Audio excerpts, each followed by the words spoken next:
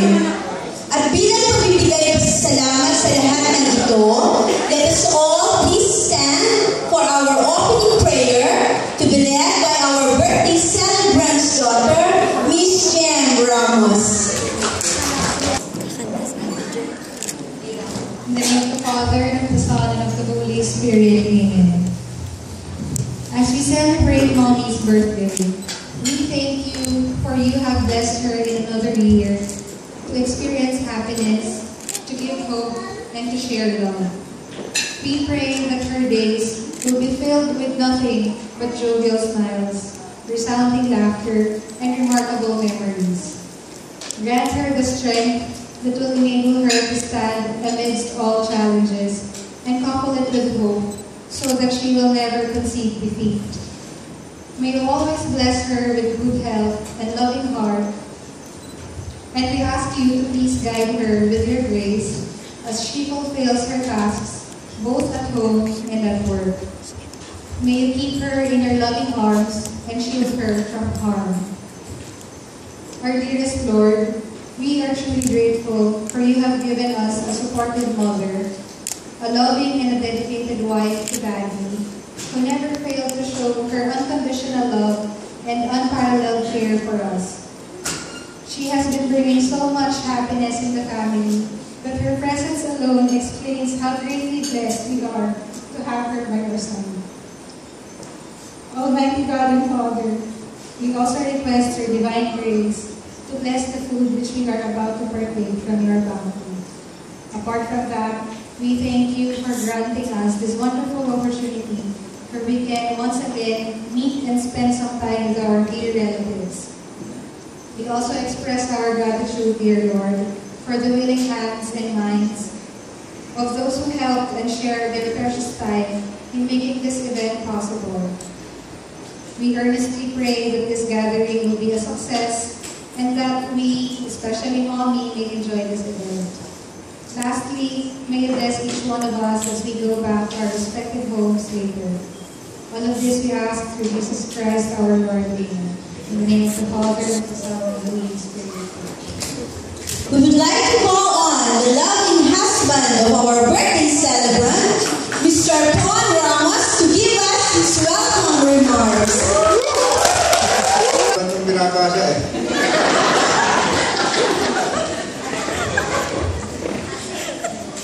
Unang-una ho, papasalamat ho kami dahil meron tayong magandang panahon ngayon at nakarating kayong lahat.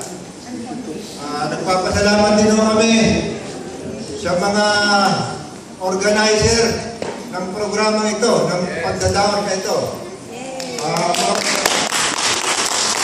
Ito po mga organizer ito, mga kakutsaba ni Jem, si Lynn Quiroz and family, Ayin Ferguson and family, May Castillo and family.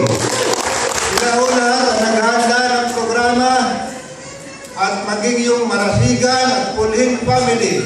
Sila ho lahat ang naghahanda ng mga programa at mga production. Nagpapasalamat din ako sa mga production number participant. Maya-maya ho, pagkatapos natin kumain, meron kayong mapapanood na iba't ibang palabas.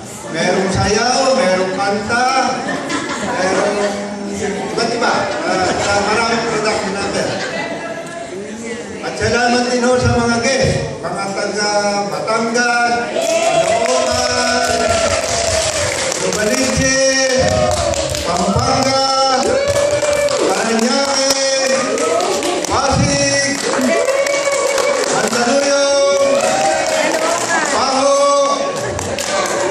National Bookstore,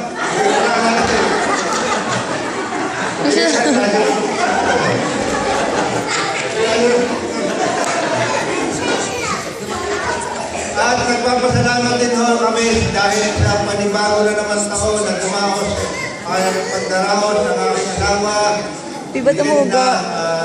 Sana po ay maraming taon ang dumating. Ang target po niya hanggang 120. Para marami pa tayong pa. Marami pa tayong ganitong okasyon.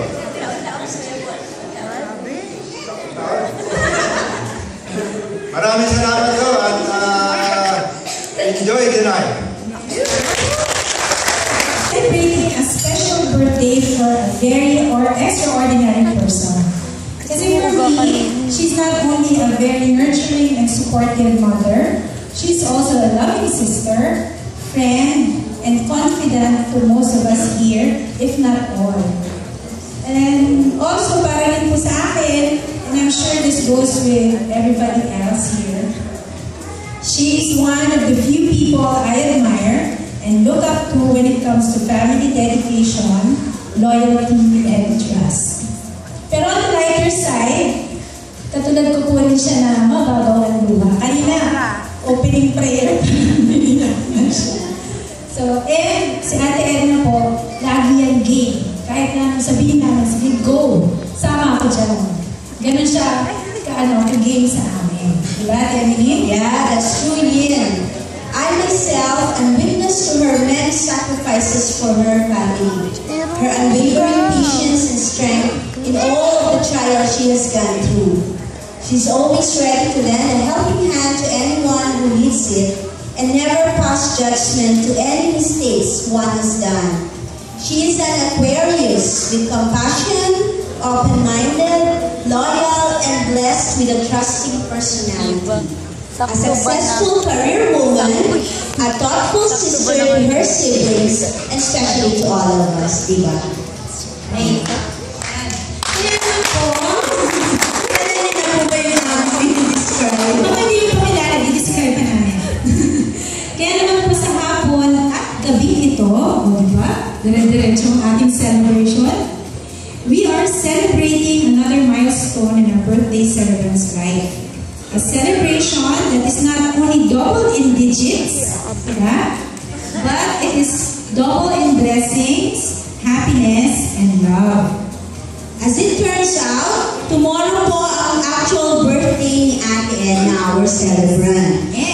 And it is double, yes, it's double lucky that her birthday also falls on the day of the Chinese New Year. The year of the snake. And being born on the year of the rooster, our celebrant will have a fruitful and abundant year ahead. Iba na talaga ang nagsiselebrate ng 55th birthday. Double in everything. Di ba po? Magandang forecast ng kasi ako yung rooster din. Naku daw po yung rooster this year. And so, without further ado, we would like to introduce to you our birthday celebrant for today, none other than Miss Edna Ilayan Ramos.